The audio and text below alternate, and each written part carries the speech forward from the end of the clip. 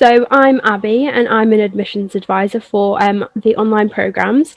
So today I'll just be taking you through the process for the online programmes and how you would maybe go about making an application and any queries you might have throughout that process. So we'll just start by going over the process step by step. So as you can see, when you first inquire about a programme, you'll be assigned an advisor like myself, and you can inquire either by telephone, email, live chat, or if you go online, you can fill out an inquiry form, and you'll be assigned an advisor within, I think we aim to do it in about 48 hours, but you'll get assigned an advisor, and then we'll come through to you and contact you about the programme. So that advisor that you get on the initial point of contact will stay with you throughout the process, so up until you've enrolled on the programme, so you don't need to worry about working with other people. You'll just be set with one advisor. So we can talk you through the process and any questions you have about the programme, so maybe costs, length of study, things like that. We'd just let you know everything about the programme and then see if you would be interested in applying, and then we can guide you through that process as well. So to go on to applying, you can do it by visiting the website or by filling out an application form that your advisor will be happy to send you. And then we can advise you on how to do that if you've got any trouble, and then we can begin processing it with you. So once you complete the form, you'll be asked to add some supporting documentation, but I'll go over that again at the end. But and there's also no costs for applying at all, so it's completely free and it just comes directly to us. So once you've applied and your application is being reviewed, we would aim to do that, I think, within 10 working days. You'll receive a result on your application, and it will get reviewed by the admissions team and also by the Director of Studies for your chosen programme. And then if your application is successful, we go on to what we call a pre-enrollment review. So that'll be a 10 to 15 minute chat with your advisor, and it'll just let you know what would be expected of you. So student expectations, what kind of technology you'll need, if you've got all the resources, and then kind of outline the hours of study we'll need from you, just so you're aware of what would be required. And then we can also answer any questions that you've got about the programme at the end of that interview as well. And then once you've received your offer letter, you can accept the offer, and you'll be taken to a place where you can make your deposit payment, and that is an online portal. And then you'll be enrolled on the programme and then transferred over to student support, who we heard from earlier. So if we can go on to the entry requirements slide, please. So for the entry requirements, these do differ depending on the programme. So the specific entry requirements for each programme can be found on the page on our website. And if you do have any queries about the entry requirements, if you're not quite sure whether you'd be a good fit for the programme, the advisor will be happy to help you with this. But generally, there are kind of two routes of entry. So you've got the academic basis, which you can see an example there. So it would maybe be a 2-1 degree class equivalent. Or you can go through the professional route, which would be substantial work experience in a related field and other prior qualifications as well. So sometimes, however, you will need a specific undergraduate degree or equivalent to be eligible for a programme. So, for example, the health psychology programme, as said before, is quite a specialist programme. So we would need some previous experience, some previous academic experience in psychology. But if you do have any questions about your suitability, or if your experience would match up to the programme, then do let us know and we'll be happy to advise you. And then also that you can see that for international applicants, you must have a minimum standard of English, and you're required to provide evidence of this. So the specific requirements will be again listed on the entry requirements on the course page. But if you have any questions about that, do let us know. And we do also offer an in-house English language test called KITE.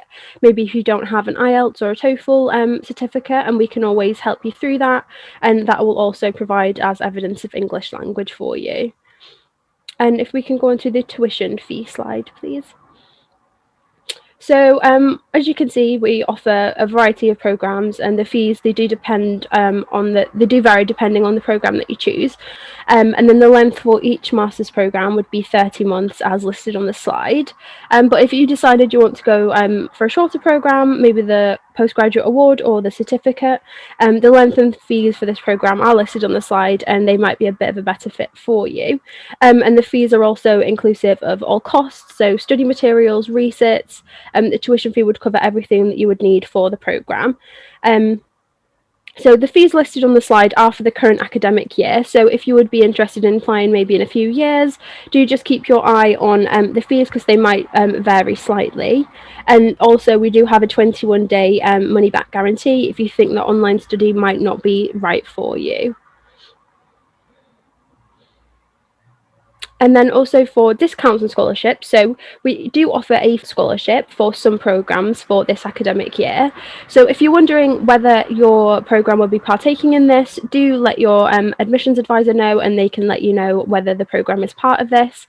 And for this scholarship as well, there's nothing that you need to do, no application necessary, as all students on the particular programmes will be eligible.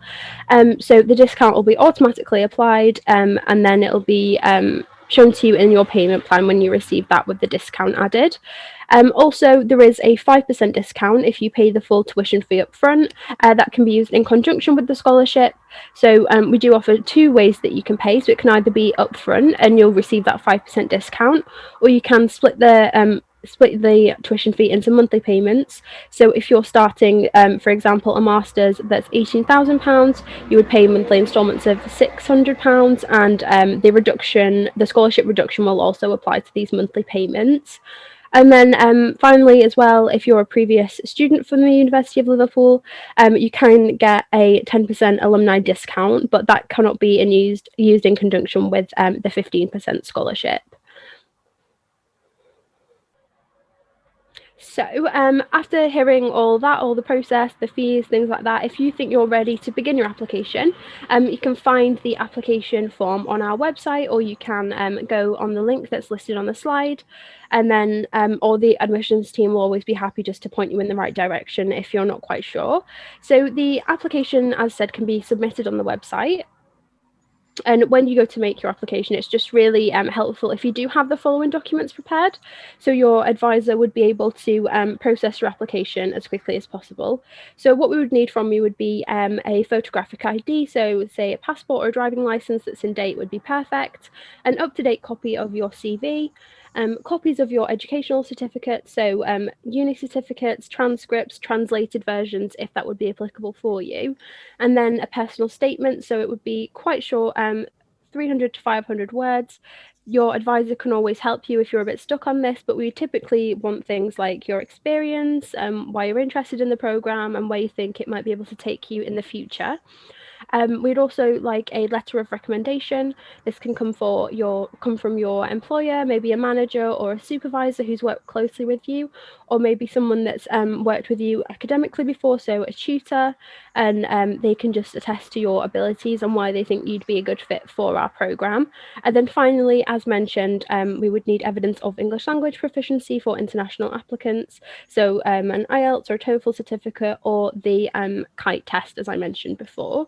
But if you're unsure about any of these documents, please just let your admissions advisor know, and they can talk you through it.